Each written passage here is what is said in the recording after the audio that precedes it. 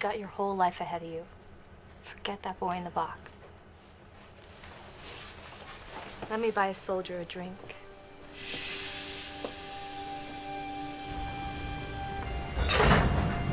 Don Draper is the main character of Mad Men. The suave and charming creative director of Sterling Cooper, Don is essentially the ideal picture of success and masculinity in 1960s America.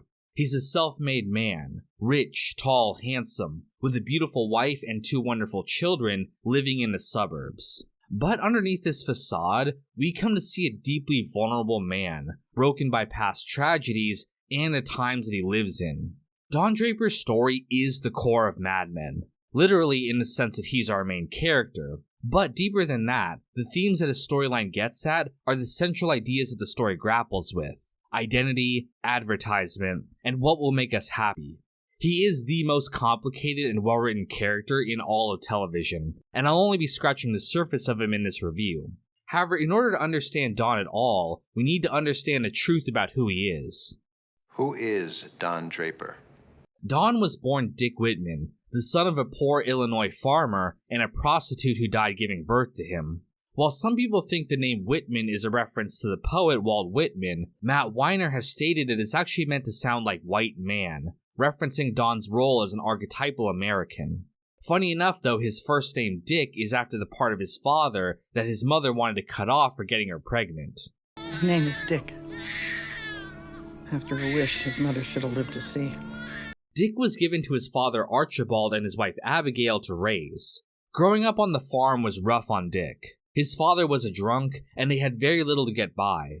When his father was killed after being kicked in the head by a horse, Dick was left to be raised alone by his abusive stepmother, who constantly reminded him that he was the bastard son of a whore. Ain't you heard? I'm a whore child. After Arch died, Abigail took up with a man named Mac, who ran a whorehouse in Philadelphia. While he was living there, he lost his virginity to an older prostitute who took advantage of him.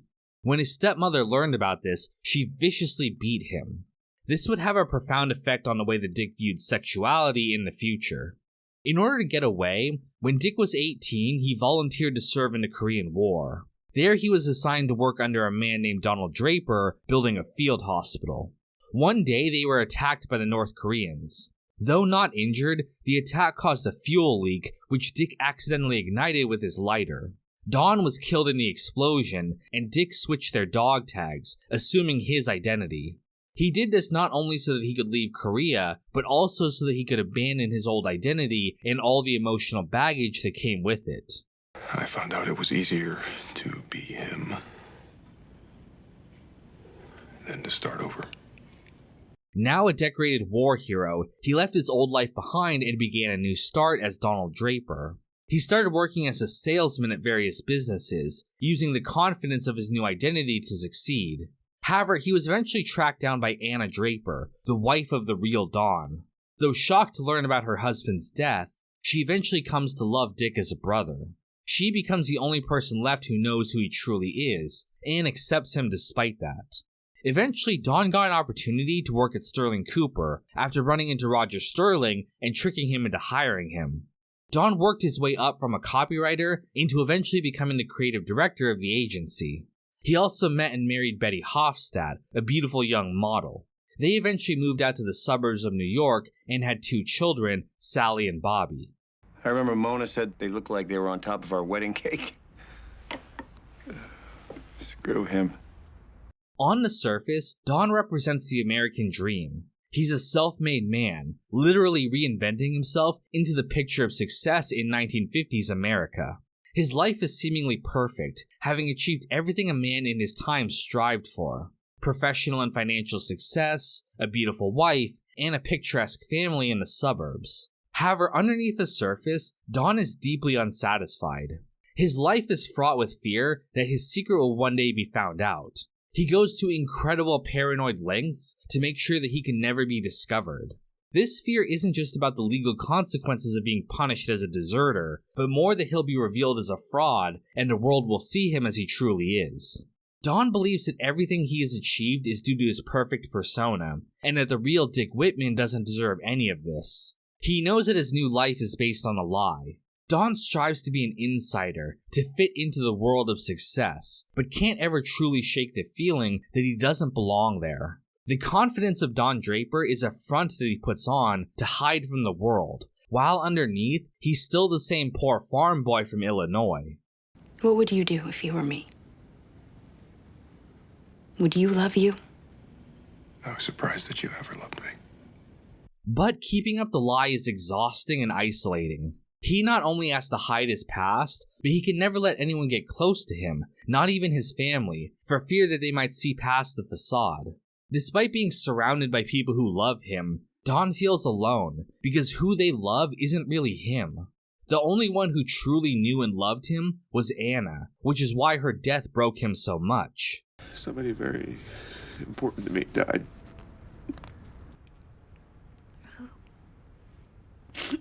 The only person in the world who really knew me. Thus, Don is a deeply unhappy man. Despite having everything, Don is constantly trying to throw it all away.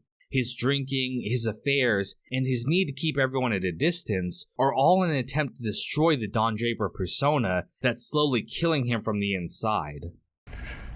I'm tired of running. Over the course of the series, this death wish manifests itself more and more, to the point where it eventually can't be contained. He loses his family over his lies and neglect. His work suffers from his alcoholism, and even his creativity begins to reflect the macabre nature of his psyche. He can't stand to lie about himself anymore, but when he tries to be honest, he's punished for it. People don't want Dick Whitman the man. They want Don Draper the perfect figure. People tell you who they are, but we ignore it. Because we want them to be who we want them to be. Don is considered a marketing genius, and the secret of that is the fact that he can relate to the pain and struggle that everyone grapples with. He understands what it's like to be constantly searching for something meaningful, and his ads use these emotions in order to sell products. You are the product. You feeling something. That's what sells. However, there's also a deep irony to Don's role as a creative director. Just like his advertisements, Don's identity is an invention. It's a beautiful lie, meant to hide the faults and present the most idealized and seductive parts of himself. And while Don's whole job is to sell happiness, he himself doesn't even know what that means.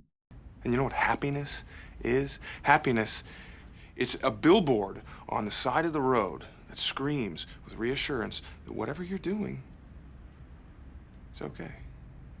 But what is happiness? It's a moment before you need more happiness. For his entire life, Don's search for happiness was external.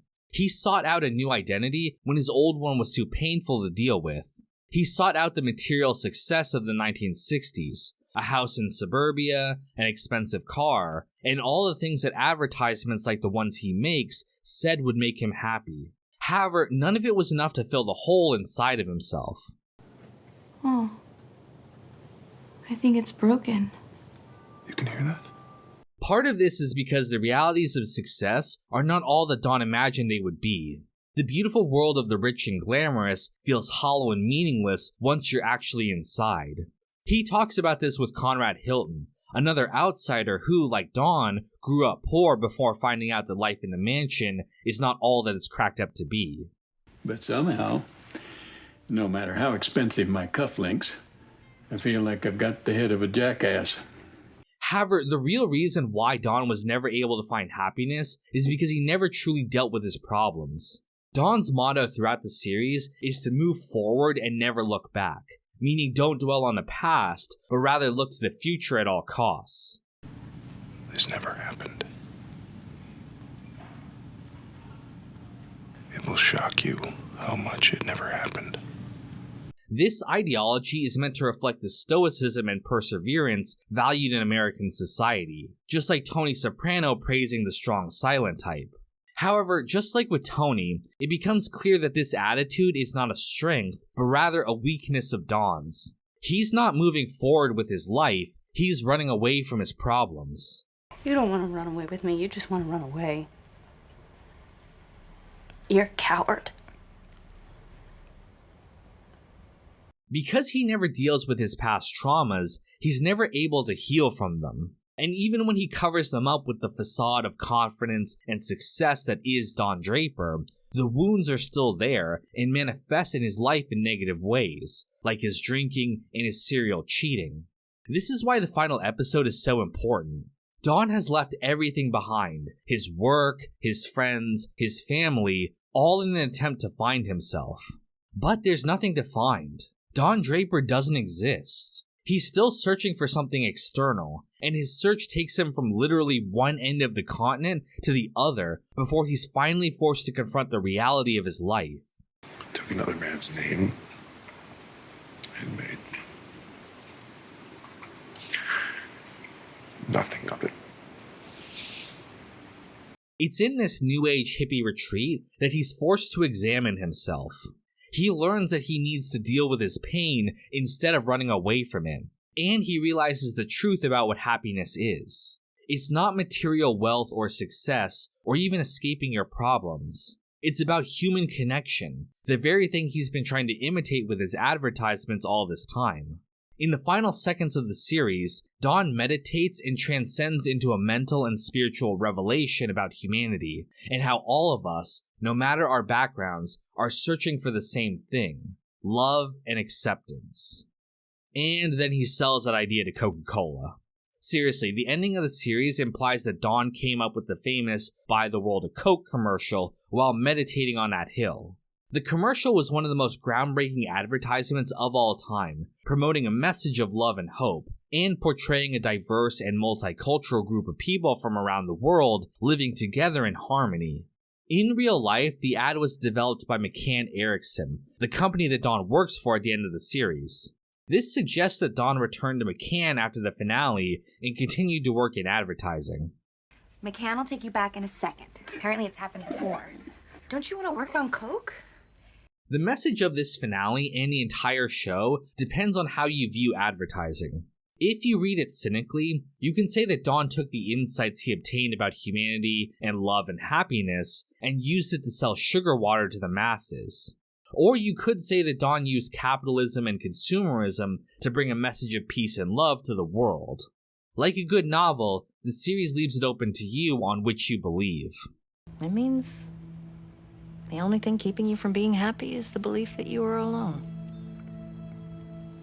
We're not done analyzing Donald Draper. Even with this entire retrospective, I doubt I could ever fully analyze every facet of the man. He is the most complicated character ever written for television. Yes, even more than Tony Soprano. And we'll be talking about him more in other sections, as the stories of the other characters also reflect back on Don. But for now, let's move on and talk about Don's protege, Peggy Olson.